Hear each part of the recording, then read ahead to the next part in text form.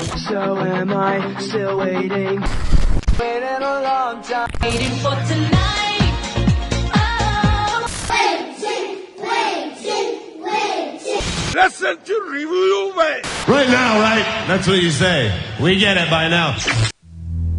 It is the dream of the challenger to become champion. The crowning achievement in a lifetime of yearning. It is the dream of the champion to aspire to excellence, his legacy indelibly etched in the annals of time. Shawn Michaels, the confident challenger, a maverick who spits in the face of adversity. Bret Hart, a triumph of tenacity, the mighty ring general who stands in defiance of defeat.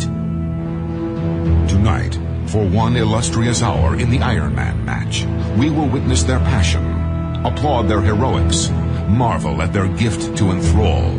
Two craftsmen engaged in an extraordinary athletic event. Two men bound by the dream.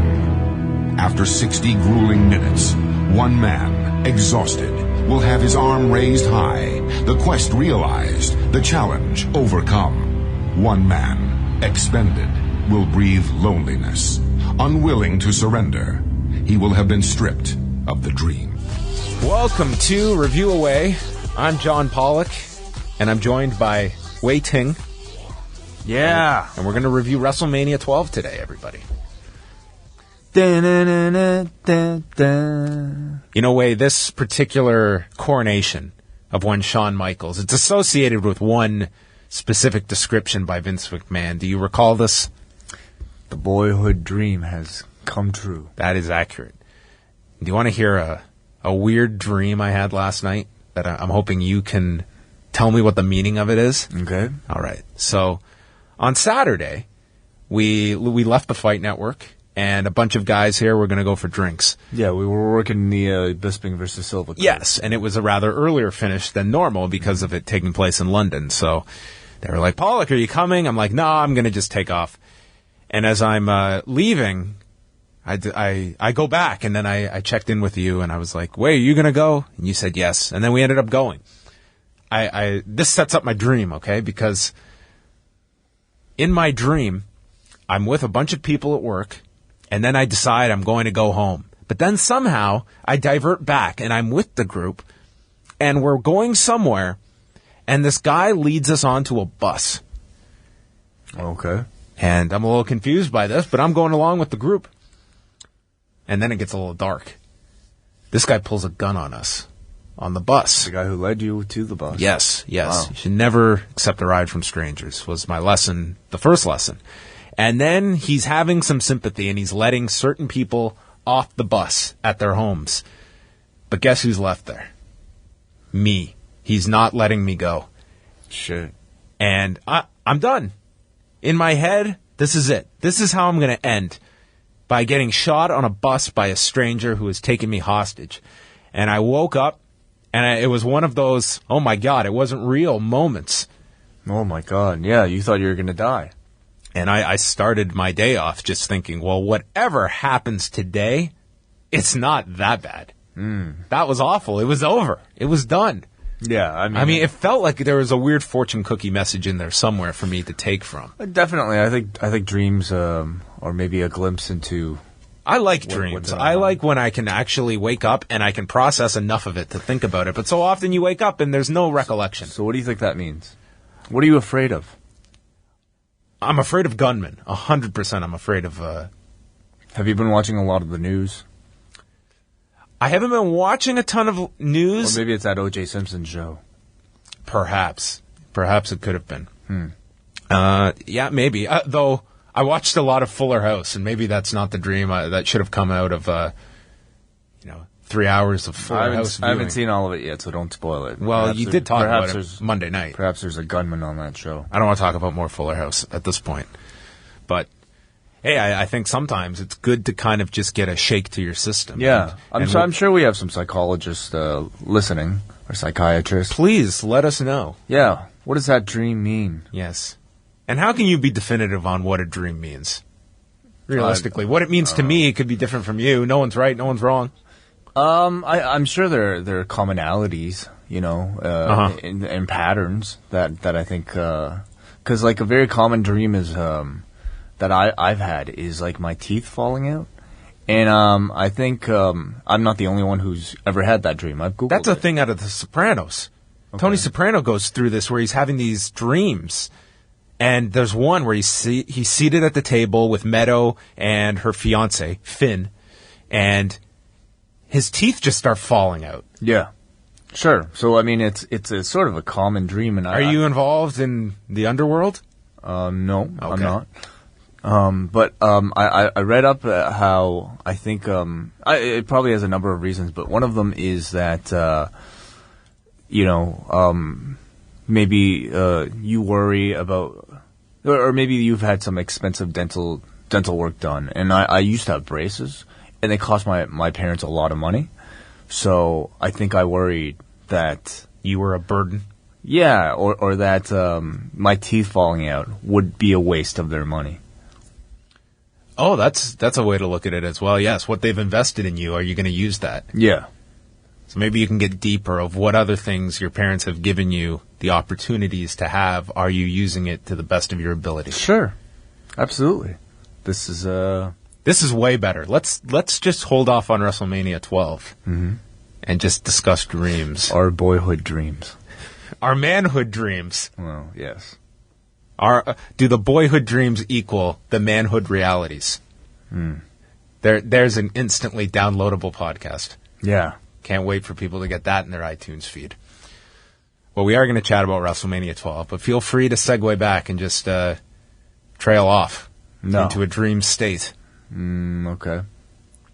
Did you ever have a boyhood dream of becoming the WWF Championship at the least purchased WrestleMania up to that point in '96 No. in front of a rather subdued Arrowhead Pond crowd? No. Did you? I don't think Shawn Michaels necessarily dreamt of becoming WWF champion. I would imagine his boyhood dream was closer to becoming the NWA champion or headlining at the Sportatorium in Dallas. Perhaps. That would probably be a more accurate dream of the boy in Shawn Hickenbottom, Michael Hickenbottom. Yeah, I don't know. Yes. Did you have any boyhood dreams, Way? Not really. None? No. There was nothing I'm that not- a 12-year-old Way was thinking, No. man, I hope that's me one day. I'm not a very ambitious person. I would say 13-year-old me, I wanted to be the host of Off the Record on TSN. That was a boyhood dream. Interesting. Okay, well you've kind of achieved that. I was always a big sports fan, but I never wanted to be a pro athlete. I mean, I played and stuff, and it's cool to watch your favorite athletes and things like that, but I wouldn't say I was like, oh my God, I wish that could be me. But I was always a sports fan, and I loved reading the sports section. And then I got into I watched Sports Desk every day. And then when that show debuted, I'm like, this is the greatest thing ever. They're just chatting about all these different topics, and it's all these random people.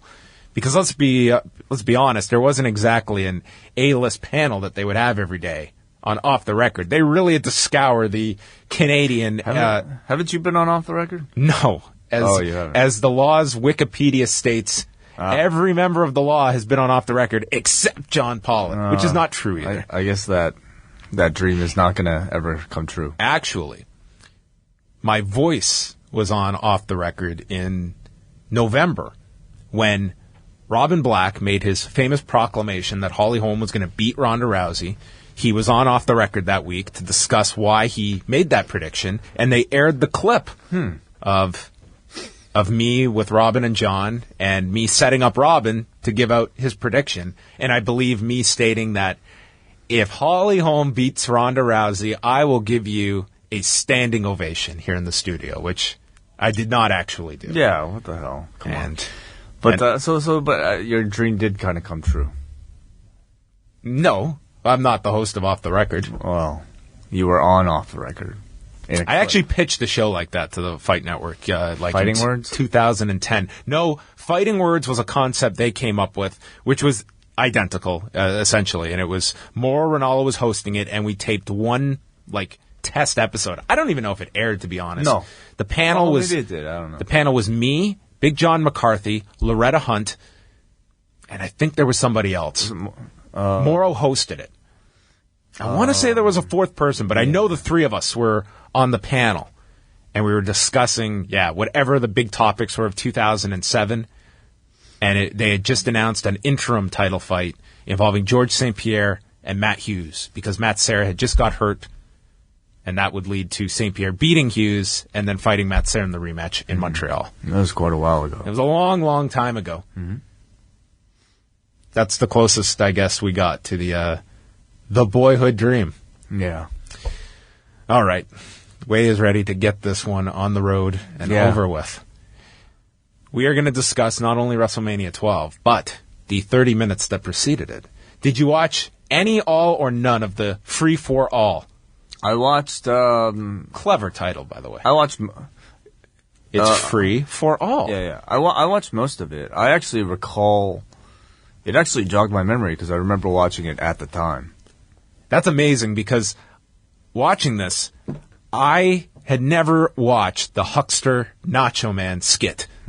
I missed it for whatever reason when it aired that night and have never gone back to watch it. I guess I've never had the curiosity to go back and watch it, and now my life is really complete. It wasn't even really a match. Well, skit, at best. As every other skit in history just bows their head and shakes it. Yeah. So the free-for-all was opened by Todd Pettengill welcoming us. Our opening line was, "Get ready for some fun, fun, fun in the sun, sun, sun." Todd Pettengill. And he goes on to say how many have tried to duplicate it, but there is only one. World Wrestling Federation, as he walks from the lobby into the arena and then gets interrupted by Sonny and the Body Donnas coming out. But what an ambitious directorial direction here of Todd Pettengill in one shot going from the lobby to the arena with the house mic to get the crowd pumped in the Arrowhead Pond. Vince McMahon just talked all over Sonny's promo as she came down. This was very... I don't know how someone just didn't get in Vince's ear, of all people. Say, hey, lay out while Sonny's talking on the mic. Can't hear both of you at the same time. In fact, we can hear none of you when both of you are talking over one another. This was vintage Sonny. Yeah. She was tremendous. Aligned with Skip and Zip, Chris Candido and Tom Pritchard, the Body Donnas, taking on the Godwinns in the finals of the tag title tournament, with the Godwinns assisted by Hillbilly Jim, and it was WrestleMania, so that meant a grand entrance, and a grand entrance for the Godwinns meant coming out with live farm animals. Pretty grand. Yes. They also had the massive Tyco RC Maximum Heat blimp in the arena. This might have been the biggest blimp they ever had. I really felt for it. And it was lowered, too. This was distracting, expensive seats in the Arrowhead Pond, which is now the Honda Center. It's the same building. Yep. Henry had this wheelbarrow slam to Skip and then slammed him onto his chest, and Vince is continually referring to Henry as Hank Godwinn. There was a slingshot that sent Zip over the top to Skip on the floor. Then they're double-teaming Hank, and there's a slingshot vertical suplex using the top rope, an atomic drop to Zip into a leg drop on Henry, and as Phineas is in, setting up for the slop drop, Sonny gets onto the apron, lifts up her skirt, and this distracts old Phineas, and Skip gets the schoolboy and pins him at 5:21, and Skip and Zip are your tag champions, which the titles had been vacated after Billy Gunn had injured his neck, and the Smoking Guns had to relinquish the titles. And Sonny emphasizes how at the Slammy she was not just awarded for the best buns, but also best manager in these tag titles, proving she is the best manager in the WWF. She probably was at the time.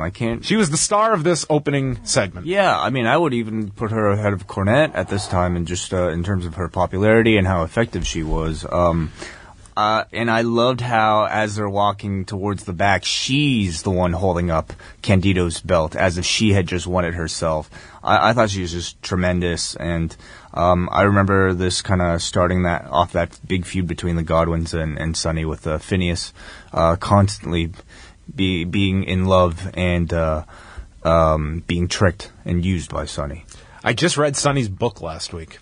She's put out a Really? book. Yes. Wow. Did you take in all the material that she's released lately? No, I have not. She's released a book. Wow. Yeah, she released a book, and it's out. And all I will say is that it is unfortunate to look at post 1998, especially as she outlines it in this book. It's just like everything is awful. Like, she was this huge star, very talented, an extremely tremendous heel. Yeah, she wasn't just hot. She was incredibly charismatic and just very talented on the microphone as well as a professional wrestling manager. Yes. And, man, she just goes into all of the problems, the arrests, the drug issues. I mean, she goes into all of this, and it's just like this woman, I just feel, could have been so much more for a longer, sustained period. I mean, if you just recall her work in Smoky Mountain and the WWF, and then after 97, it just, everything fell apart. And you look at all the problems she has had health-wise, in going to jail, her cancer. I mean, it's just been such a rocky... The cancer was legit?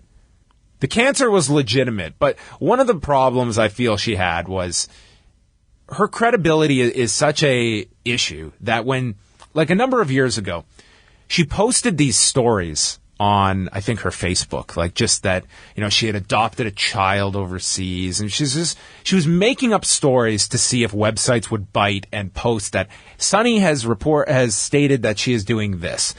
And then she would come out saying, I made up all of this just to see which of you would run with it. It's like, you're putting out a book, and your credibility, you're shooting your own credibility. So I feel that it's a natural reaction for a lot of people to question anything that she says. Mm-hmm. And the cancer was legitimate. And I think that if you read her book, I mean, there's different stories that are of less significance than having cancer that, of course, you're going to question here and there. But I think there's no disputing this woman has had an extremely troubled life. A lot of it her fault. A lot of other, she was a victim of circumstances. But it's an unfortunate tale to read. And, I mean, you can... I don't know. I don't know what more to say about one Tammy Sitch, but nonetheless, it's an interesting book. I'll say that. Then we had what did we have here? The Ultimate Warrior video, which featured a line about WrestleMania 6 and the Ultimate Warrior defeating the self-professed immortal Hulk Hogan. I guess that was his new nickname after leaving the company. Self-professed immortal Hulk Hogan. We know this guy has an expiry date. And Randy Savage at WrestleMania 7. So being very subtle in that here are two of WCW's top stars that this guy beat easily. Well, I mean, they have to be very kind of sensitive about how they're promoting the Ultimate Warrior, because on the one hand, they're trying to paint Savage and Hogan, you know, two Warriors contemporaries, as these over-the-hill, used-up, washed-up wrestlers, yet they're trying to push the Ultimate Warrior in that same sentence as this, you know, great comeback story. It was such a great contradiction. I'm glad you noted it as well, because to me it was just so glaring that here we are spending so much of our resources on knocking WCW for doing what we are attempting to do tonight. Mm-hmm. And it was rather funny. But the best line on this whole damn show, forget Vince McMahon's boyhood dream line, the best line was this Warrior video where he was described. He was faster than a cheetah, stronger than a grizzly, more terrifying than a great white shark. And just when they thought it was safe to go back into the ring,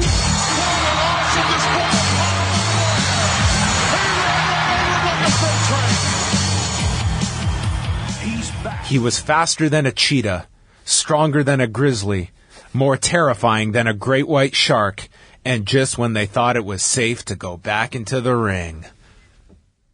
That was the highlight of WrestleMania 12. Of that video package. No, of the whole event the whole for show. me. Yes. The video packages on the show, I really liked watching again because we talked about it a bit last week, but just to see all of them on this show, I mean, there's a certain style that certainly hasn't been replicated today.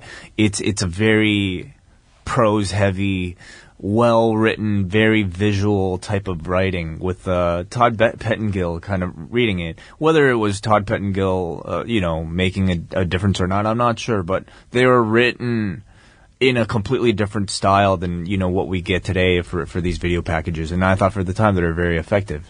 One of our listeners pointed out, did you notice Michael Cole reading one of the Ironman video packages? And I did. I hadn't got to that point yet, and I just replied, I'm sure it was Todd Pettengill, but no, it was Michael Cole. Well, here's what happened. You did your digging. Yeah, for the DVD release and subsequent releases, I think they needed to redub over some of the music used in the original. Oh. So Cole was on staff, of course, Yes. when they did these re-releases, so they got him to reread it. Okay, But well, that makes sense. Originally, I think it was Todd Pettengill. Right, because Michael Cole wasn't there till late 97, so that makes perfect sense. Then we had the Hukster Nacho Man farce. It was a taped match. We had a Michael Buffer impersonator, and it featured taped commentary from Vince McMahon and Jerry Lawler. In the style of, shot in the style of Mystery Science Theater with the two silhouettes of Vince and Lawler calling this. And it was done in some warehouse, and quite a bit of production. They put money into this. Oh, yeah. Hukster comes down in a walker, and there's an ambulance on the scene, and they have to fast forward here to speed up Hulk's entrance. And they literally fast-forwarded the tape. Yeah. There are guys playing Scheme Gene and Billionaire Ted, and do you know the were these just actors? Were they people on staff? Do you know? I don't know if I think it was people they specifically got for the roles. I don't think it was staff people. They used staff to kind of Vince Russo was featured in one of those boardroom sketches. So I mean, for the audience and for certain when they did. Press conference scenes, you would just fill it up with people. But I think for these specific people, they wanted people that at least resembled the two. There was a line here. What the pharmacist gave him, Father Time has taken away. Mm-hmm. And Vince is falling asleep at one point. They both faint and get tended to in the ring. Savage then grabs a shoe and hits Hukster with it. And the match is declared a draw. And then they state, is this when the ring fills up with all of Hukster's friends? And Ted just says he's going to buy more stars because he can't make them on his own. When a masked man with the letters FTC, representing the Federal Trade Commission, show up in a mask and all black, and it leads to Ted having a heart attack. Mm-hmm. And he passes out, and they all die. This was awful on every level. Like, not even a camp value to it, I think, that you could at least be amused. I mean, this is a segment that you could just write in a lot of funny stuff that could be funny in hindsight. That didn't achieve that level to me at all. This was just shit. No, it was awful. It was very petty. Hypocritical, to say the least. Unfortunately, not very funny. I'm not even against the idea of them doing these types of parodies, but clearly this was not very good parody. I mean, I don't even know if there's such a thing in pro wrestling but thankfully it only took up 3 minutes, I think they were smart enough to realize that this didn't belong on the main show. Let's just put 3 minutes here on the pre-show and get this done and over with. I always thought that these skits, not to say I was as forward thinking at the time, but I mean, this is professional wrestling where you will always have a need to go back to the past at some point. And the Ultimate Warrior was staring them right in the face. And not that it happened with Savage, but to me, it was like only 6 years later, who's back in the company in a pivotal role at WrestleMania? It's Hulk Hogan. It just, I don't know. These really had no value to me. And I don't think a lot of the audience even got half this stuff. I think they understood who they were parodying, but it was so inside and it was just bad. Really bad stuff. Mm-hmm. is all I can say. Perhaps some concern, of course, and everyone knows the Hukster's 3 demandments. What's that? Take your Geritol, say your last rites, and never miss your physical therapy. And look at the Hukster. Well, wait a minute. I think we've seen this lady somewhere before. Nice flag, huh? Yeah. Hey, King, look, don't be nodding off now. Come on. Clap on, clap off. Come on, get up. King, hey. Is it over yet? Problem with the Huksters, it's never over. And well, look at this. He's having some difficulty getting his shirt off. Scheme Team and Billionaire Ted trying to rip that off. Yeah. Look at the Hukster's body. See? I'll tell you. What an improvement. What the pharmacist gave him, Father Time has taken away. And that, wait, let's go to Billionaire Ted. Opponent, you got to buy him out. Typical. Spare no expense to squash him like a bug. Heard that before. And may the best and highest paid wrestler win. Yeah. Yeah, He winked. all right, yeah. Hey, man, Go ahead, are you start. watching this? McMahon, wake up! And that was our free-for-all. It ended just with highlights of WrestleMania weekend, where they had the big guns out. Our WrestleMania celebrity with Jonathan Silverman from The Single Guy playing baseball with the likes of Kurt Hennig and Ted DiBiase. I'm trying to remember that face. I can't. Yeah. WrestleMania 12 then begins. And hey, wait, it is the 20th anniversary of WrestleMania 12, the legitimate 20th anniversary. What do you mean? Right now? Right now, 96. Oh, okay, yes. So there you go. Not to say we even picked this based on its anniversary. We also had highlights from the Slammy Awards, which just took place the night prior. That is right, and which did air on TSN in Canada. In a correction from last week. We did not miss out on the best buns or any of the other awards that were given out. Yeah, I mean, really, the only notable things were they had this award called the Leader of the New Generation Award, which Shawn won. Shawn won 5 Slammies on this show. Yeah, he was likely. Well, I guess who won a lot last night or Sunday? Mad Max. He's the Mad Max. I don't even know who had a really good run at the Oscars. I wasn't really watching it. It doesn't matter. Anyway, Stallone lost though. Yes. As I hear, he really should have. You know, should have lost. Yeah. No, I didn't see all the movies, so. Okay. Anyway, so you had Shawn winning one of those awards, and you had Bret win the most likely to be a future Hall of Famer award. So it really felt like the Slammies at this time were just a vehicle to help promote WrestleMania the very next night, and they gave equal shine to Bret and Shawn on the show. And this aired on the USA Network, so it was a smart little push. And they also had that Lifetime Achievement Award for Freddie Blassie, which was probably, well, not the only serious award, but one of the few serious awards on the show. You don't think he would have been nominated for Best Buns?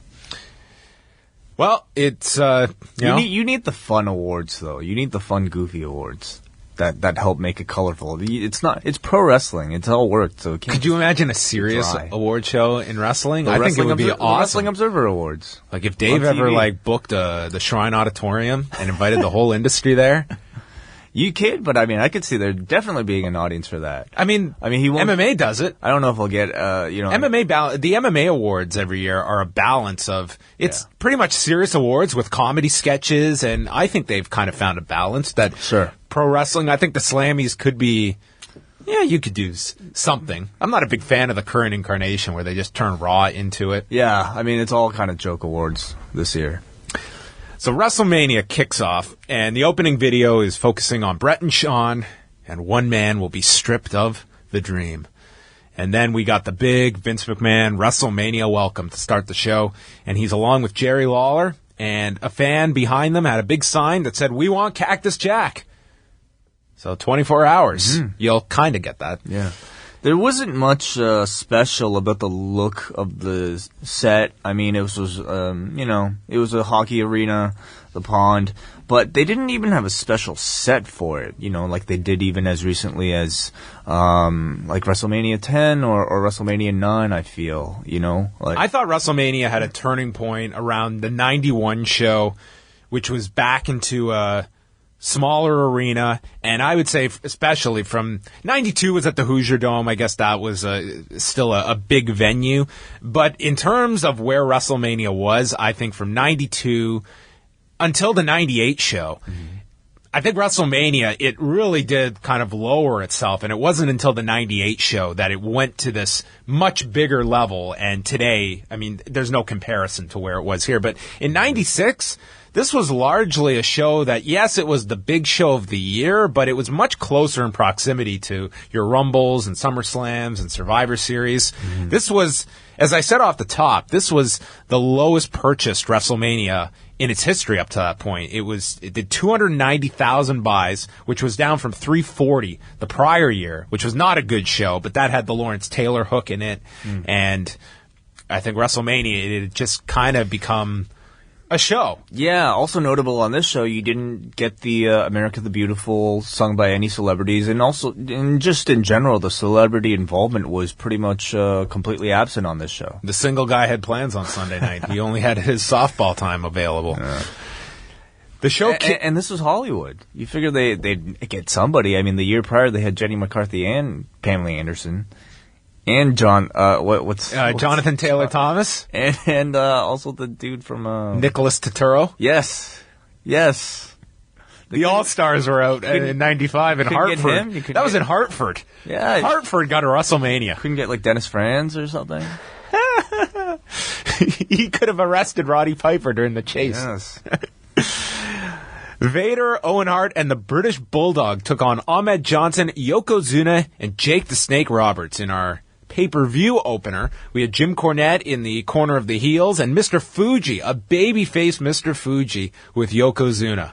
He was just largely an accessory by this point. I mean, I would say even... You could say the man was always an accessory. I mean, this was not your classic manager in the sense that he added a whole lot other than he had the look. He had a look about him and was an awful speaker. I mean, not exactly the traits you associate with a classic heel manager, but he's one that is... He did play a foreigner, though. He wasn't really supposed to be cutting crazy killer promos. Yeah. He threw salt pretty well, though. Oh, yes. Yeah, he had his strengths. Yokozuna had quit Camp Cornette on the February 5th edition of Raw they showed the highlight of. And all six start, and the babyfaces clear the ring, and then Ahmed Johnson hits a tope over the top to Yokozuna on the floor. Scaring everybody. Yokozuna misses in the corner, and the heels get the heat. They're stomping on Yoko. He ducks a clothesline and hits a Uranage to Vader, and then tags in Ahmed. Vader then misses with a sitting splash to Ahmed, who teases the Pearl River Plunge, which gets stopped by an Owen Hart missile dropkick, and Owen hits the Enziguri, but the announcers cover, noting that he missed the head, which this was Owen's big spot at the time after he had given Shawn Michaels after the big concussion angle. So to me, the Enziguri should only be busted out. Shouldn't be just a nothing... His finisher. It should be at that time, yeah. And they were using it pretty heavily. What was... I guess he had the sharpshooter. He had the sharpshooter, but after the Shawn angle, they certainly built up the Enziguri as having... it was a significant move for Owen Hart. Owen bumped way too early for this clothesline, as the announcers note that they only caught the top of his head, as Jake then was tagged in. He calls for the DDT. The crowd got very excited at the tease of that. Owen avoided it. They got the advantage on Jake in their corner. Top rope elbow by Owen. Then he kicks out of a splash from Vader. Bulldog misses a big leg drop. Jake tags in Yoko, and Yoko drops Vader in the corner with strikes, and the crowd is just going nuts for Yokozuna. Yeah. With a babyface comeback here and just walloping Vader in the corner. Bulldog then stops a DDT to Owen. The other four go to the floor. There's a DDT delivered to Owen, but Jim Cornette comes in. He gets stopped, and Jake teases the DDT on Cornette. Vader makes the save, and Vader hits Jake with the Vader bomb, and Vader gets the pinfall. 13 minutes and 9 seconds for Vader's first WrestleMania, Ahmed Johnson's first WrestleMania, and Jake's first WrestleMania in years, since 92. I thought it was a little odd how they seemed to be heavily promoting that stipulation of Yokozuna getting 5 minutes with Cornette if he had won, and here, no payoff to that. He didn't get it. Babyface failed. But nonetheless, I thought, just in general, it's an interesting experiment to try to turn Yokozuna babyface, but I thought he was very effective here, especially opposing Cornette. The match itself is rather boring. A group of baby faces that didn't really, I felt, didn't really have any chemistry with one another. Their styles certainly aren't very versatile in the ring. It seemed to me that Vader was the most dominant person in the match, with Owen being one of the main workhorse. But that wasn't enough. And Yokozuna was just massive here. What would that episode of Ride Along be like with Ahmed, Yokozuna, and Jake in '96? I wish Ride Along came around at around this era, and maybe that's what what's his name? Max Landis? No. Man Mountain Rock. What's his name? Man Mountain Rock. Max Payne. Yeah, that's what he was trying to film. He was trying to film an early version of Ride Along for... Whatever happened to that footage, that's one of those great mysteries of the time. One day we will see it, I'm sure. Where is Tom Zenk, and what happened to Max Payne's trailer? Yeah, the trailer alone, where Kevin Nash is apparently pulling off a drug deal. Yeah. In Sunny's book, she talks about once a month, she would go down to Tijuana, and she would just load up on steroids and drugs, and then she'd park her car on the U.S. side and walk across the border. She was trafficking drugs for the roster, and she'd just hook everyone up. But she stayed. She never charged them more. She would just, I don't know if she was giving them or just giving them at market value. But she said once a month she just got a thrill out of going and smuggling drugs across the border. Wow. So, as it does tie into this 96 period, and the WWF had their drug testing policy still in effect at this point, though they'd get rid of it later in 96, but that was one of their big criticisms, that WCW isn't, look who they're employing and not testing. And guys were going over to WCW, and at the same time, it's like, do you really believe that this was a squeaky clean roster? Yeah. It's hard to accept that point, though I'm sure it was cleaner than most time periods when there was actual testing at this point. There's a video on Roddy Piper featuring classic moments, and now he is the acting president on television.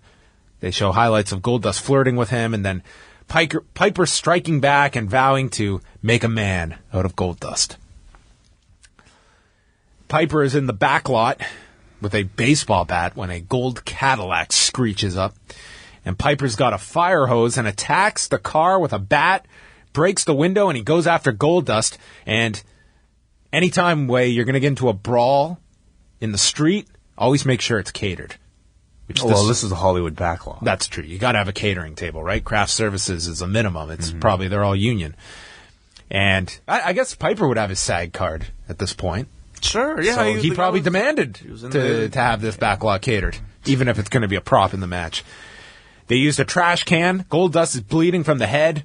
Low blow to Piper, and then runs him headfirst into a metal dumpster, and then backs into the Ford Bronco, and he drives into Piper in his Cadillac and drives off, and Piper gets into his Bronco and chases off with blood on the door handle.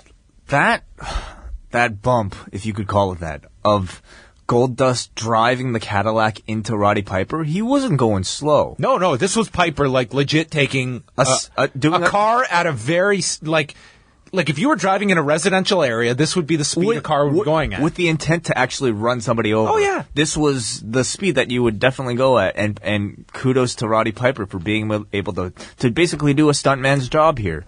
Jumping and taking that...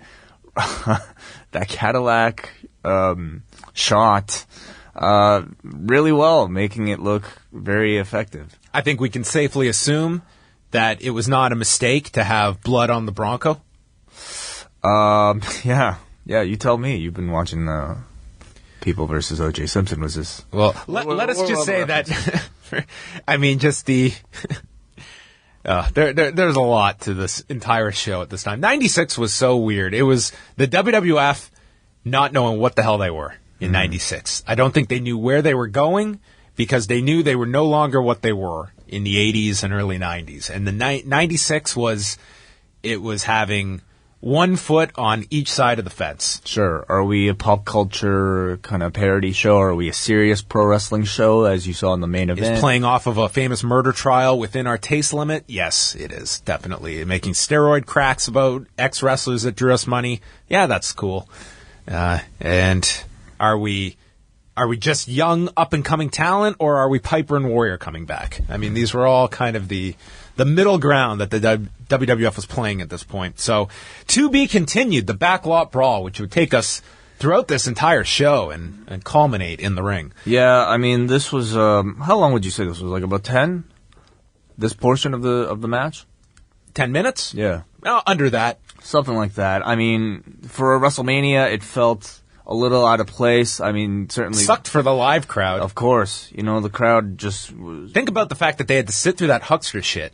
And now they're watching this, and I don't even know what well, at least that was a pre-show. How much of this they could even see in the arena. I imagine just on the This wasn't like a Titantron or anything like that. There's screens at the stage. But that, yeah, that but I wonder how invested this audience was. Yeah. But as far as, you know... this was really basically just a hardcore match, you know, with all the trash cans and everything. And as far as that goes, I thought Piper showed a real intensity in this. I mean, you know, it almost reminds you of the They Live fight scene because it was all one take. And they're all fighting in some alley somewhere. But I thought Piper, you know, actually looked pretty good here. But it was probably better suited for TV. They were getting a lot of complaints at this point about the Goldust character and if this was glorifying gay bashing, which, I mean, whether it was a subtle or not so subtle tone, that was certainly there in this whole build up to this match. Yeah. And what it culminated into. I mean, lines like, you know, I'm going to make a man out of you. And he called him he said, I'm going to make a man out of this fruitcake. This fruitcake, yes. Yeah. Up next, Steve Austin making his first WrestleMania appearance. And I think it's safe to say his least noteworthy one.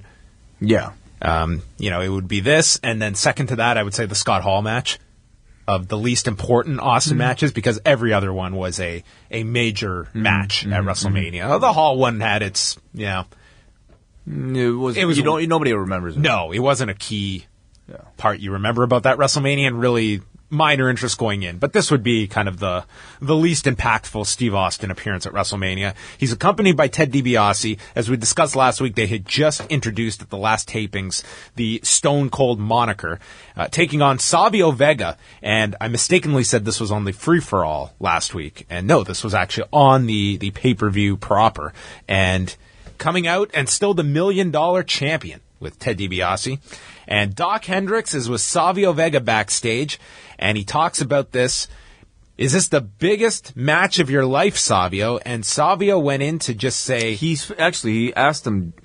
Hendricks... it was something where the question had nothing to do with the answer. So Hendricks centered the question about the $1 million dream, how Austin was going to gun for it, and if Savio Vega had a counter for it.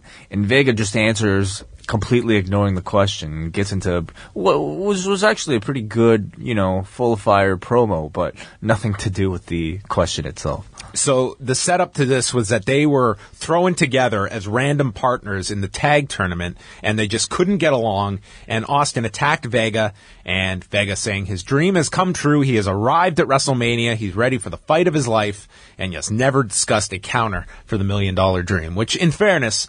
many fighters are not going to tell you their strategy during fight week either. That makes sense, yes. There was a big side slam from Vega as they're brawling. Tons of guard reversals as they rolled to the floor. Lots of sweeps here to start things off. That Caribbean jiu-jitsu scene was just on fire in 96. Austin applied a hammerlock, and then in a signal, in case you were getting invested in this match, you were told, just, it doesn't fucking matter. We got Roddy Piper calling in. And he joined us via cell phone, and I guess committing another illegal act here by talking on his phone while driving on a highway. We hear police sirens in the background. I don't think that was a law back then. Okay, well, it shouldn't be encouraged, I think. There should be a disclaimer on the network. We do not approve of that. If we're going to go back and blur out every 1-900 number, I think we should also be warning people about the dangers of texting or talking on your cell phone while driving, especially in a police chase.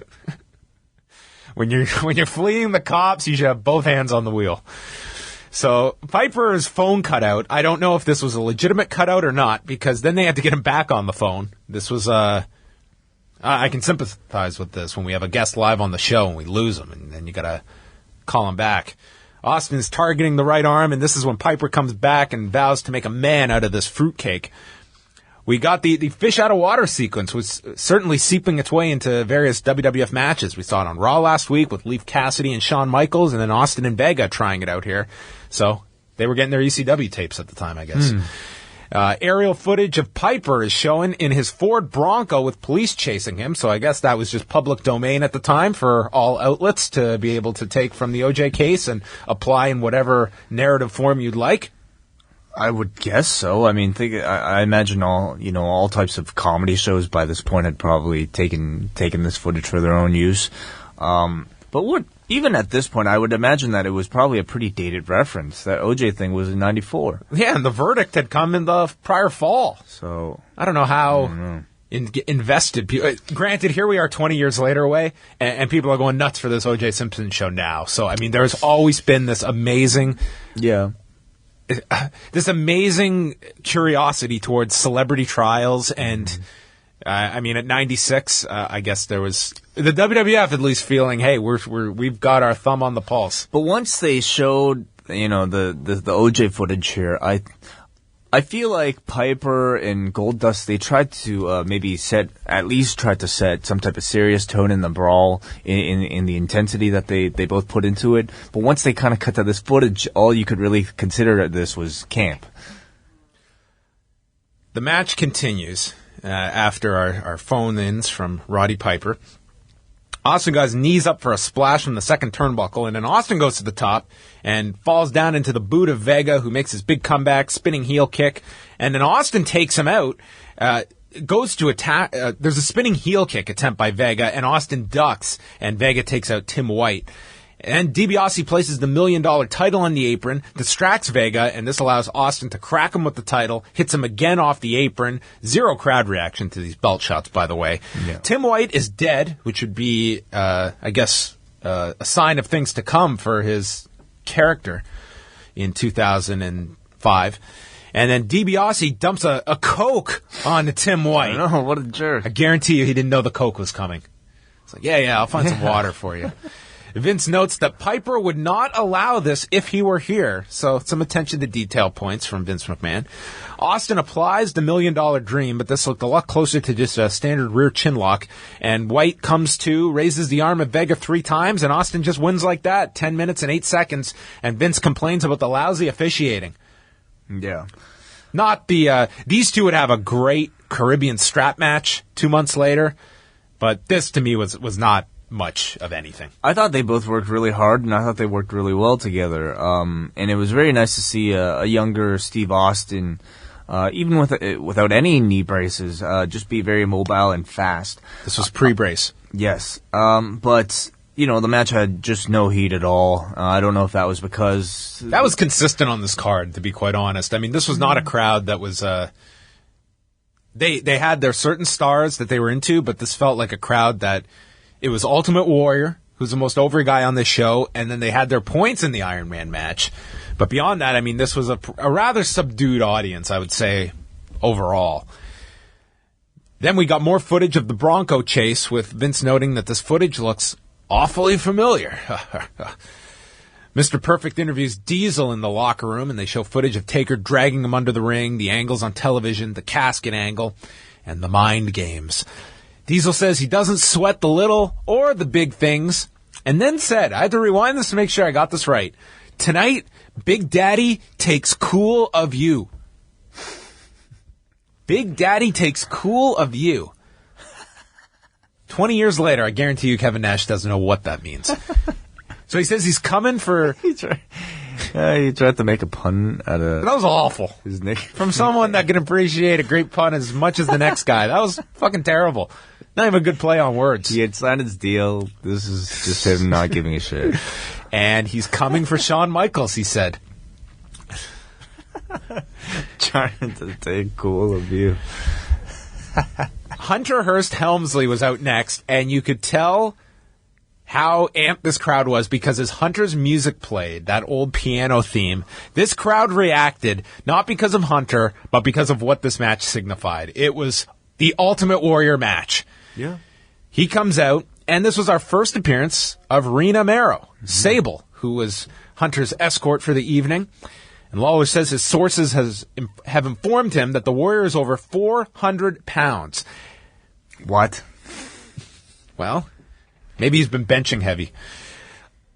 I wonder, Way, how many of the people watching at this point who were not reading newsletters and following it to that degree believe that the Ultimate Warrior's return was legitimate, or if this was not just the same as the Hukster Nacho Man deal. I guarantee you there were certain people who probably didn't even buy that it was the real Ultimate Warrior, despite they gave a very serious push for Warrior with the video packages. But I'm sure at this point there were people that doubted that this was going to actually be the Warrior, given the contradictory messages you were getting on this show.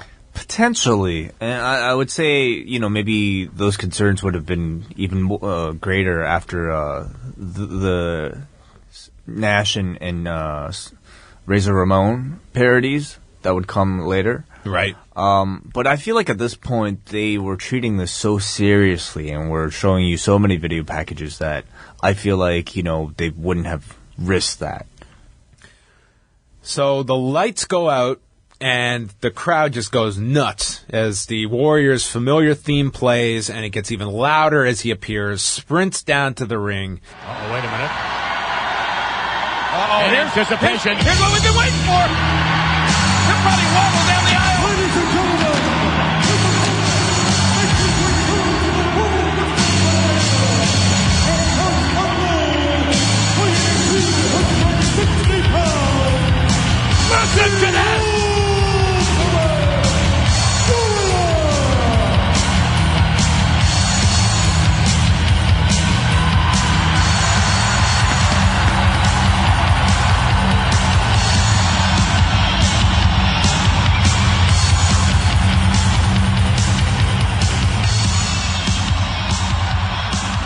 He milks this entrance on every turnbuckle, played it for all it was worth. The entrance was longer than the match. Yes. And they say how Hunter has never heard anything like this. And, well, his opponent probably isn't going to hear anything like this either at this year's WrestleMania, I would guess. Hunter attacks him from behind and then hits Warrior with the pedigree. And Ultimate Warrior, with his Road Warrior Hawk tribute, just stands right back up. No sells the pedigree. Yeah, it's not a clip that the WWE replays very often. No. Jacket comes off, fires up, drops Hunter with the right hand, clotheslines, shoulder block, gorilla press, splash, and pins Hunter in 1 minute and 38 seconds.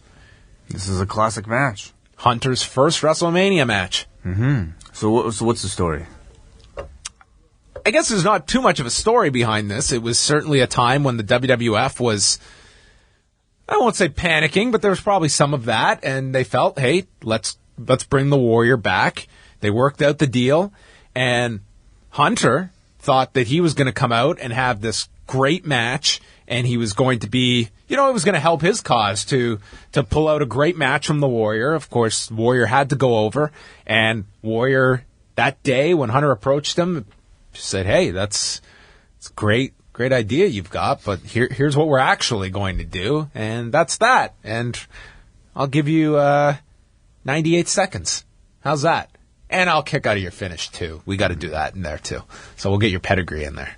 So, I mean, to be like, Hunter was someone that you could see a lot of potential in at this point, but he was hardly a star. But this was just, yeah, Warrior's coming in and he's killing you. Mm-hmm. Which, there's the argument that the Warrior doing a 10-minute match was not the way to go. Yeah. I can't fully disagree with this. Ultimate Warrior, he wasn't coming in for a one-shot. Mm-hmm. He wasn't going to be Shane McMahon. They wanted to get some mileage out of this guy, and coming in and killing someone lower on the totem pole at the time, that's, you can argue that. You can certainly argue it. And Warrior going 10 minutes in front of this crowd might have been awful. What were the ultimate plans for Warrior at this time? They had a lot of plans in terms of him being a main event player. I'm trying to remember the exact ones, but it certainly was, you know, he was very likely to get the title at some point and be figured in significantly into the plans, and he only lasted till July. Right. Okay, and what happened there? it ended with, I mean, him and Vince were having these business disagreements. It was also at the time when he was pushing that Warrior comic book and the Warrior University. And I think they were on different pages in regard to that. Pardon the pun, the comic reference. And then it led to Warrior no-showing a series of house shows, and they were ready to fire the guy. And he said, hey, my dad died on the weekend. That's why I missed those shows. But it was known that this guy had no relationship with his father. They hadn't talked in forever. So they didn't buy it as a viable excuse for why he missed the house shows. But that was when they cut ties with him, and that led to them having to rework the main event for the July In Your House pay-per-view and bringing back Sid, who ended up assuming the role of Warrior and then got the title in November. But you have to imagine that if you look at the direction they went with Sid, that you probably could have put Warrior in that role.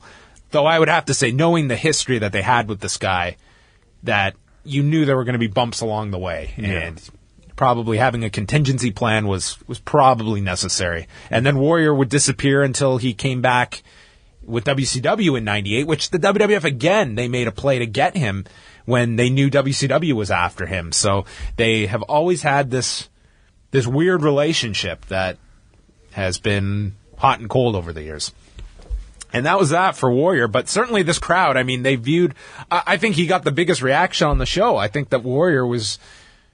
I think that he was even above Shawn in terms of who the audience saw as the big focus of WrestleMania that year.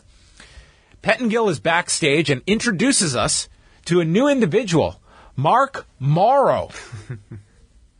Welcome to the show. This, for all the shit that Mike Adamle got for the Jeff Harvey incident, I mean, Todd Pettengill here, just butchering the guy's name. Jeff Harvey is a lot worse than Mark Morrow, though. At least Mark Morrow was a brand new debut. Jeff Hardy is a well-known name by that point. Mark Morrow. So, I guess Todd would introduce our new SmackDown announcer as Mero Ranallo. Yes. So he says it's been 5 long years that he's been waiting to come here. And then he says, look into these eyes. And before we could look into these eyes, he needed those eyes in the back of his head. The whole promo was, look into these eyes and the wildness that burns in my soul. The wild man, Mark Morrow. What kind of a... What was the character here? He's wild. He's just... He's cat-like.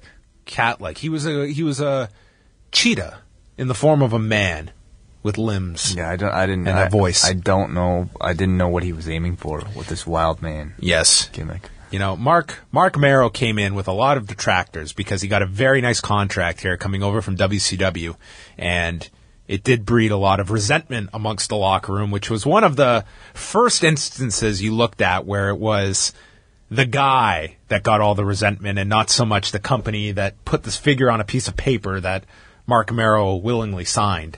And, of course, it was the story that when he met with them at Titan Towers, he brought along his wife, and they were like, well, she's got to be part of the package as well. And they wanted to put her on television, and did. And Hunter attacks him from behind, setting up his first program, and then Hunter is yelling at Sable with Morrow standing up for her, and they brawl on the floor. And we had our first program with Mark Morrow. And at least for Hunter, he had a program coming out of WrestleMania. But, I mean, this was not exactly the golden period for Hunter. It kind of hurts Mark Morrow here to, be associated with the guy who just lost the Ultimate Warrior in 90 seconds. Yeah, Morrow or less, yeah. And Hunter, even, it got worse because he was pegged to win the King of the Ring that year. I mean, that was probably his, you're going to do all this shit, but you're going to get rewarded in June. But then the curtain call happened, and you're going to get another year's shit. Yeah, so it was an interesting road for Hunter to get to where he was. They state that Piper and Goldust are on their way back to the arena, so be forewarned. And then we went to our match between Diesel and The Undertaker, who walked into WrestleMania with a 4-0 record at WrestleMania. Wow. And this was one where we always talk about the streak, and it was so much luck that they got to that point with him because we've outlined before, there was the year in 93 where he was paired with Giant Gonzalez, and they did the DQ finish. and they had to come back with that match at SummerSlam, it would have been a very easy argument to say, let's give Giant Gonzalez the win here. He came in with this big angle at the Rumble. We need to get 2 matches out of it. Arguably the right thing to do. Exactly. And I would even go so far as to say, if I was viewing this at the time, even knowing Diesel's on his way out, and you want to get the most out of him, I would have probably had him win this match, because you were coming back the next month with Diesel and Shawn in the main event. Yep. And that if Diesel was going to do X amount of jobs on the way out, my way of laying it out would have been Diesel wins this match, even controversially. He wins it to justify the title match, loses to Shawn, and then he loses a match to The Undertaker. I'm almost positive if it was anybody but The Undertaker, who I feel like Vince maybe always has a big respect for, as, you know, trying to push him as this unbeatable monster. I feel like if it was anybody else, they probably would have went with those plans. Because it was very hard to justify. Diesel was a natural program for Shawn coming out of WrestleMania. It made lots of sense. A heel Diesel would have been the way I would go if he wasn't leaving the company.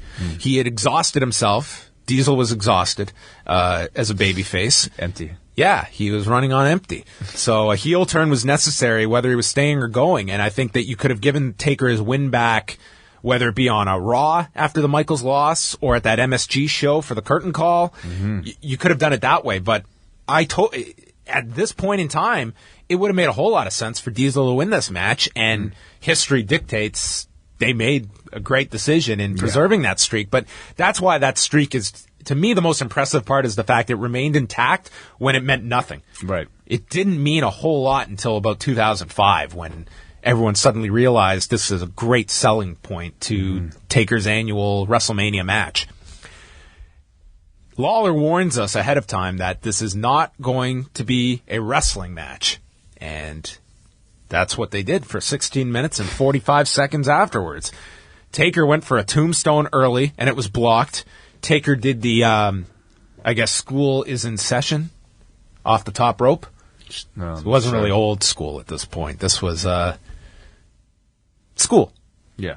It was school. I'm sure you made this joke on this podcast before. I was gonna work in a Big Daddy school on that one as well, but we'll just move on. He got a chair, missed, and hit the post as Diesel got out of the way, and Taker got sent into the barricade. This crowd was also on empty, I believe, during this match. As Diesel beats down on Taker, they drop each other with simultaneous big boots, which also sent me down to the floor. Diesel gets up, bear hug. Taker breaks out of it. He suplexed him. They cheer Taker as he stands up and hits a top rope clothesline. And then Diesel caught him, hit a jackknife powerbomb, which does wake the crowd up. And then he just stands against the ropes looking at Taker, who sits up. He hits Taker with a second one, and Diesel looks into the camera and just says, "I'm so good." Taker grabs him by the throat off of his back and then gets to his feet. Diesel hits a back suplex, but Taker stands up, attacks Diesel with strikes, a flying clothesline, choke slam, and then delivers a tombstone to Diesel and pins him at 16:45. Yeah. I thought this match was brutal. I mean, it certainly, it was... This was a mid-90s Taker WrestleMania match. Not his worst, but this was the bottom tier. Yeah. I'll say, though, that it was better than I remember. And I think the reputation that it has, I mean, a lot of these earlier Taker matches is just that they're really, really poor matches. This was not good by any means, but, you know, I think Taker himself looked like he was working very hard, harder than Nash, certainly. He was wrestling a lot faster, and I attribute whatever success, if there's any to be taken from this match, largely to him. But definitely way too long for these two. I think if it was maybe a third of the time, it would have been more effective, just as fulfilling, probably a lot more captivating. And, you know, I watch a match like this, and I just think about what must be going through Vince's mind as he's watching, you know, his own show start to crumble, but he has to maintain a straight face because he's actually calling the match live. Do you think he felt it was crumbling? I don't think Definitely he looks... during that bear hug spot, that was really. I mean, I can understand him realizing the crowd is not into this, but I don't think Vince is necessary. I think Vince loves the idea of these two. I mean, this is a guy who the following year, when business was down, said Sid and Taker is our plan for WrestleMania. That's where we're going. He's definitely more of a character guy, that's for sure. But or a big guy character. I just can't see how anybody could sit through, especially the later parts of this match and not really feel like this was really dragging the show down. Here he comes indeed! He's cool! And he's big! He's big! Daddy cool! Despite returns over the years and everything, this was Kevin Nash's last WrestleMania match. Because he came back in 2002, he was hurt and got a payoff to be in Scott Hall's corner. Then 2003, he was hurt, came back after that, and then was gone, and then just would come back. I guess the closest he came was last year for the run-in during the Sting Hunter match. So that was it, Kevin Nash and his WrestleMania tenure. Todd Pettingill's backstage, and we see Goldust and Piper arriving on the monitor, and we cut to the entranceway, and Piper chases after him backstage, where we got a Diesel fresh off of his match, just gingerly walking backstage. And he stalks Goldust to the ring. There's blood all over the jeans of Piper, and they get into the ring, and Goldust is attacking the knee of Piper. Goldust then grabs Piper's ass, and Piper low blows him, chokes him with his shirt, and then wraps the leg around the post. Goldust mounts Piper. He attacks him. Goldust gets crotched on the top and then kisses Piper from the turnbuckle, and this causes Piper to snap and attack Goldust. He grabs him by the balls, knees him in the balls, slaps his ass, and then tears off Goldust's outfit, revealing lingerie and a thong that Goldust is wearing. Knees him in the balls again, and Marlena is trying to cover up Goldust as he retreats and just runs to the back as Piper's music just plays. And Piper declares, McMahon declares that Piper has evened the score with Goldust. Yes. It's a very bizarre match. A very adult and sexualized tone for this era. We talked about last week about how this was a character and a storyline that seemed to fit more with the whole Attitude Era than this. There's the Goldust character is really interesting because I think it just seems like there's so much depth to the character. This incarnation, though, might have just been a bit too much about the whole homosexual thing, and I think you could definitely be offended watching this show the way the character is treated right now. Oh yeah, the undertone is homosexuality is really weird, and it's associated with villains. Mm-hmm. Like that was the underlying tone here. Yeah. And maybe not even so much underlying. I mean, it was at various points almost like front and center. Yeah. But, it was also not just that. It was also the fact that this was, somebody forcing himself on another person. And, Mind games. Yes. And nobody wanted to be treated like that. I think the fact that this match took up 2 large segments on the show really showed the lack of depth on the roster. Yeah, and what they did as well, as I recall, was the first half was all taped. I mean, that was pretty physical. And then they had to come back and, assume that this was all being done live and then finish the match that they had done prior. And not a first that they taped parts of a pay-per-view in advance for certain things like the Boiler Room Brawl, but this would be another one. Then they preview the main event with our Michael Cole voiceover, and we get final comments from both Shawn Michaels, who says, "I have nothing left to say," and Hart just says that we'll see just how good each one of us is, and left us with this real fortune cookie moment. One man's sunset is another man's dawn. Ooh. That was Lonesome Dove himself, Bret Hart. And he just wants to wake up with the title tomorrow. That's his manhood dream. Howard Finkel introduces Gorilla Monsoon, who is back after his attack by Vader, and this signifies the end of Roddy Piper as president. And then out comes the sexy boy, Jose Lothario, to Shawn Michaels' music. He walks down the aisle by himself, and Vince McMahon is panicked. What the hell's this? And he's all worried. The next hour was classic Vince McMahon overreaction to near falls, everything. And Jose Lothario gets into the ring and he points to the rafters. And Vince McMahon, that's 100 feet in the air. And Vince just mindgasms over Shawn Michaels' entrance. Oh, man! What a moment! As Shawn rappels from the rafters and comes all the way down, lands in the crowd. And, of course, footage later came out where Vince did this exact entrance earlier in the day. He tried it out. And Bret then just walks out like normal. Yeah. For all we said about how little production this WrestleMania seemed to have in comparison to others, the visual of Shawn ziplining down this thing, I think, is one that... Very iconic. Yeah, will stand out forever. And it's just a gorgeous shot. And Shawn just does it so confidently. You know, like, I don't know how often this man ziplines, but the guy did it with just a ton of swagger, like he's always done it. But I also, I think, remember watching this as a child and thinking that it was a real tell about the outcome. How what do you mean, Wade? The challenger gets this grand entrance, the pyro, the whole everything. And meanwhile, Bret just walks out.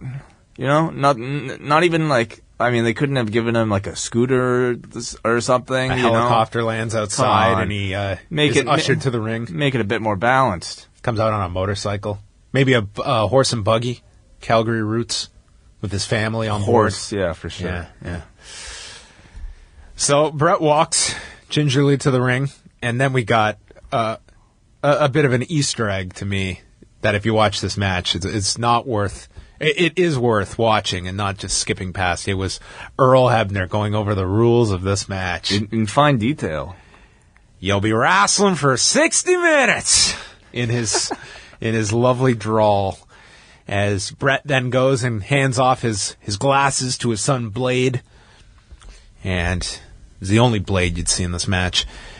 As Bret took on Shawn Michaels, the famous Ironman match. And had you seen an Ironman match prior to this?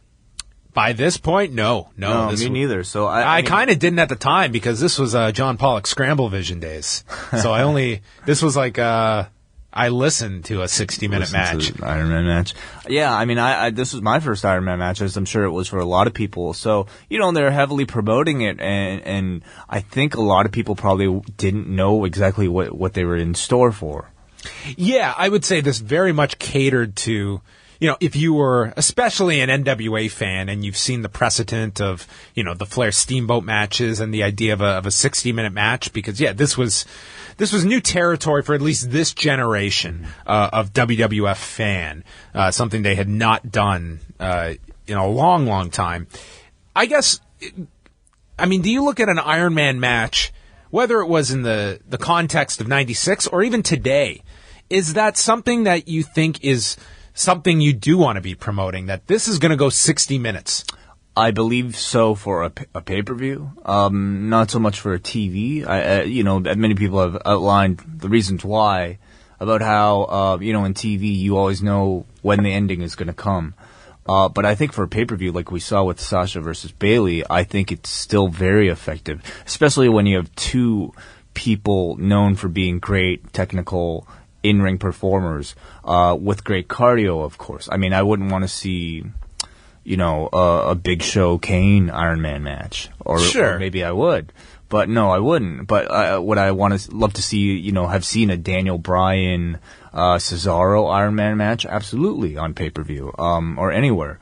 I think it's just, it gets to the realm of not just storyline wise being a great achievement, but in reality, it's a very demanding physical task that, for two people to be able to wrestle 60 minutes and the challenge of trying to make that compelling is something I definitely want to see two capable performers try to do. I think it's, I'm sure at this time, I wonder how much discussion there was leading to this idea. I'm sure the thin roster had something to do with it. Again, I don't know if any current WrestleManias would ever see a 60-minute Ironman match. I don't think so. Take up that much of the card. I mean, look at this WrestleMania, and you despite the thin roster, you get the sense that they're trying to find room to book people. From start to finish, this was like an hour and 20 of pay-per-view time. Yeah. This was half the show. But, at this time, I think with the thin roster, it made a lot of sense to go this route.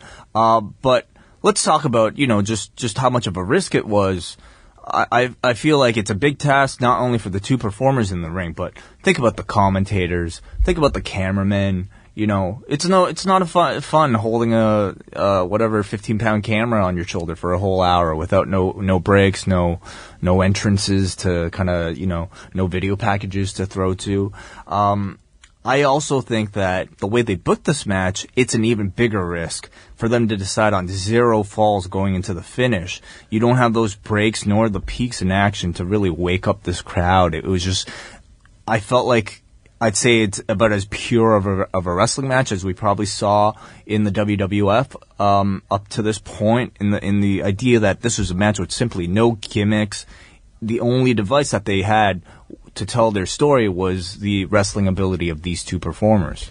What I liked about it was, for ambition, I give this match a 10 out of 10. For these two to go into this scenario in front of this audience, and we're going to go 60 minutes without any falls. And the fact that this match, you can break it up into certain chapters. This does not feel like a convoluted 60 minutes where it's just, I saw 10 million things. It was like, sorry to cut you off, but it was like one match spread out, towards and a few key high spots. Yeah. But very few. They got a lot out of the least in this. And that's what I liked about it. I think in hindsight, you can look at the fact that, as well, this crowd, yes, you were starting to get people traveling in for WrestleMania, so it wasn't just a LA, Anaheim crowd, but this was a crowd that I don't know if this was the right match for. I mean, this was a crowd that, I think it's daunting to any crowd when you put that clock up and it's 60 minutes. Yeah. You are watching this match for 60 minutes. To have anybody there's no movie. I don't think you wouldn't go to a movie, expecting just two performers on screen. I mean, I'm sure there have been very good movies made just like that, but those two performers better be very, very good, and your story must be very, very good in order to keep somebody's attention for 60 whole minutes. It started off very slow by design, and Vince noting that Shawn is an instinct man. Bret is more of a strategist. And, they were just working, arm bars, trying to get positional holds early. They showed Stu Hart and Freddie Blassie seated ringside for the match. But even these kind of seemingly throwaway moments, they were, for me, very pleasurable to watch because it was Shawn and Bret doing these very simple, basic things. And just to see these two who I thought had just great chemistry, both in terms of their wrestling style and also their statures. If it was one man the size of a Hulk Hogan in there with Shawn, or like the size of a Hulk Hogan with Bret, I don't think this match would have really come across half as well. But the fact that these two looked very similar, I think in terms of character, they're definitely like the Ken and Ryu of the WWE, and I loved just seeing these two work very basic things, but especially with somebody like Bret who, to watch his transitions from one position to another, just even in the way he's able to sneak out of these arm bars with the kind of the smooth flowiness of it all. I'm sure, aspiring wrestlers or current pro wrestlers must have, studied even the smallest detail of this match. Yeah, I like the fact that they set the tempo very nicely in the opening 10 minutes so that when they did, like, the first notable thing was, like, this head scissors out of the corner that Vince identified as one of those high-flying Mexican maneuvers Bret was talking about. I also feel this match would have been very different if you had had, like, Jim Ross calling it as opposed to Vince McMahon. Though I don't want to shit on Vince McMahon because this guy he was a very good announcer for that time period, and just having a level of excitement that was very good and Jerry Lawler could work off of. But for this specific match, I think Jim Ross would have helped a lot in certain little stories that Hart and Michaels were designing. Definitely. That's a big what if, that I definitely thought about while watching this match. What if Jim Ross called this? But like you said, let's give, kudos to Vince for, I think, what is one of his most memorable performances himself. To have to go 60 whole minutes with these two performers and delivering a number of classic lines, I thought, in this match. Hart had his shoulder worked over and thrown into the post in the corner and then landed on top of the timekeeper. And Michaels set up for a super kick with Bret moving and Michaels super kicking the timekeeper. Tony Chimmel. It was Chimmel. Was it Chimmel that took it? Okay. I wasn't even didn't even note that it was Tony Chimmel. Yeah. So he gets knocked the fuck out here by Shawn Michaels. And this was 15 minutes in, and I think it just kind of, it was another memorable spot just kind of peppered in there throughout the whole 60 minutes here.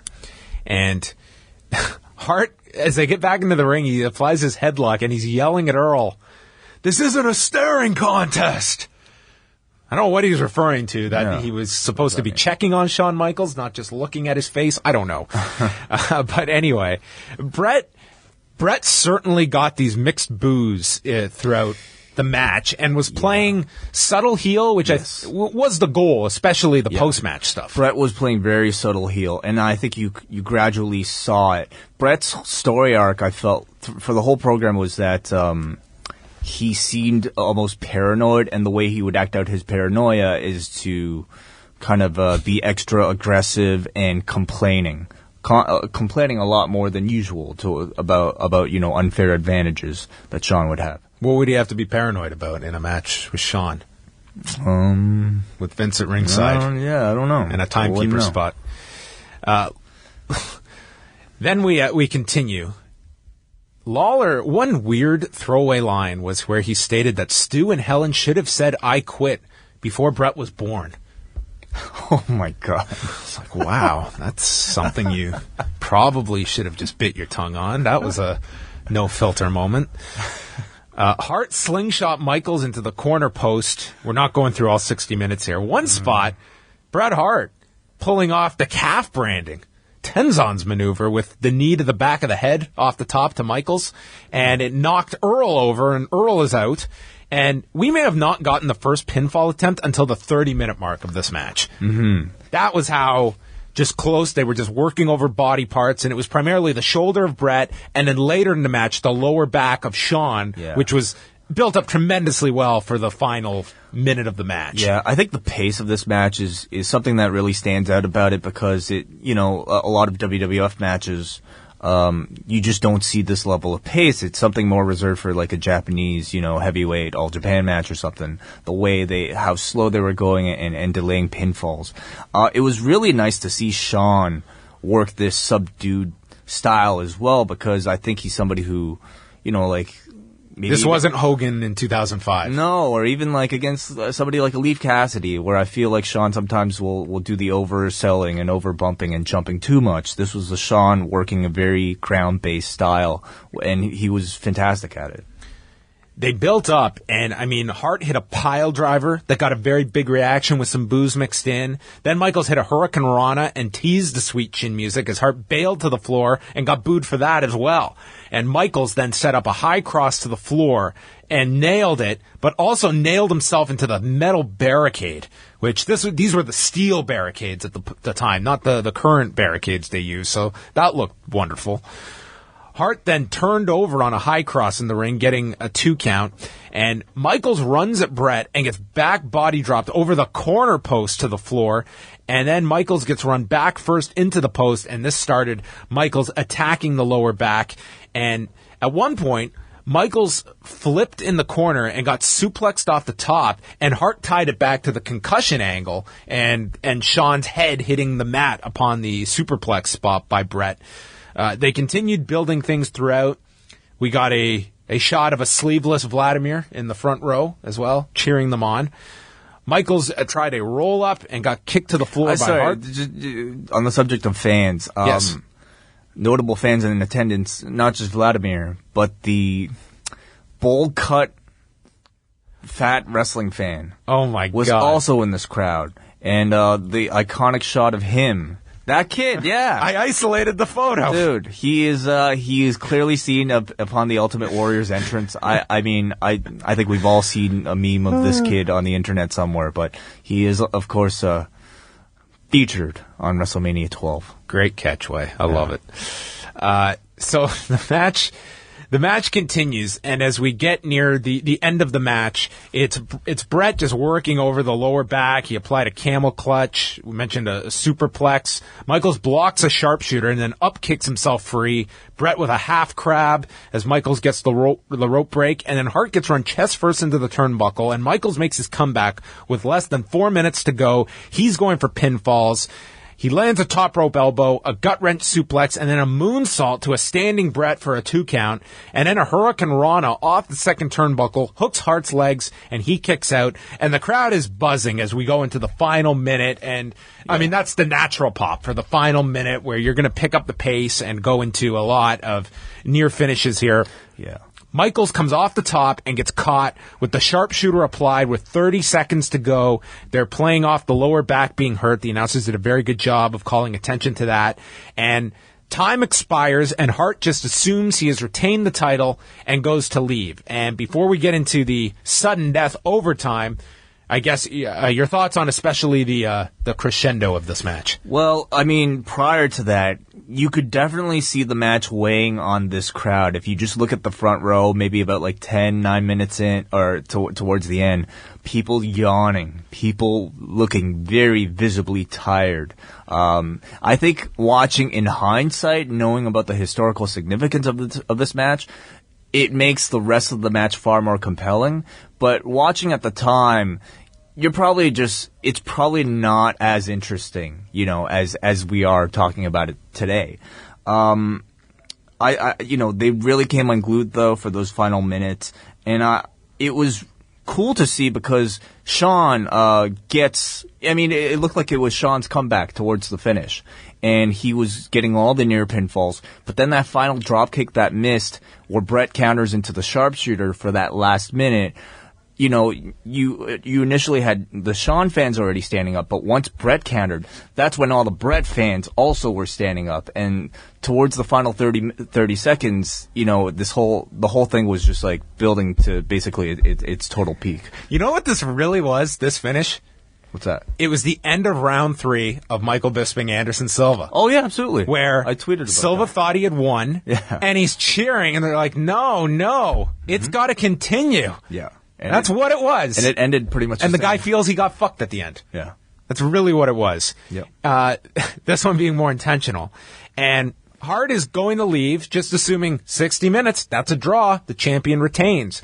And Finkel announces sudden death rules for overtime, and Hart is confused by this ruling. He needed to be having more contact with his lawyer at the time to be going over these contracts. And Hart gets back into the ring, and in a shot that is just, it was amazing to see, Shawn is down on the mat. Bret is staring over the top rope at the authority figure on the floor with Earl Hebner in the middle of it. And all I can say is this photo, I can't put my finger on it, but it looked so familiar. Wow. Yeah, it looks just like I think if we had a gob of spit in the middle of that, I think, and a different person in Gorilla's spot, I mean, you could almost just recreate this some 18 months later. So the match ends up continuing with Hart protesting this to Gorilla Monsoon. He is not down for this. And the bell rings for overtime, and Hart attacks the lower back of Michaels again. Michaels leaps out of the corner over Hart and lands the sweet chin music, and both men are down. Michaels then staggers up. He hits a second one, and this one, he covers Hart, and we only went 1:53 of overtime, and Shawn wins the one and only fall after 61 minutes and 53 seconds between these two. He got all of it. He got all of it. And Hart leaves upset. Vince proclaims the boyhood dream has come true and the single greatest athletic event in WWF history. And it 100% just set up a rematch. I mean, this was the champion who had it won at the end, time expired, and felt that he had done what the match had signified. He went the 60 minutes, and he retained.